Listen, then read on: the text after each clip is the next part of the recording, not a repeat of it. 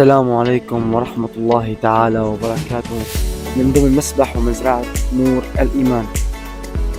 ما شاء الله تبارك الرحمن. طبعا الأجواء ربيعية بامتياز للإيجار ضمن أيام العيد، 3 أيام العيد بسعر مغري جدا.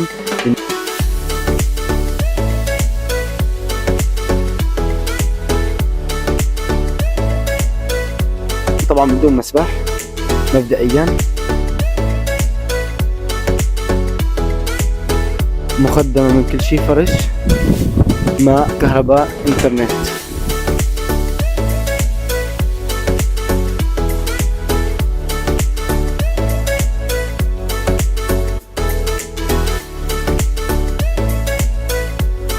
ما شاء الله، تشوفوا انتوا الاجواء.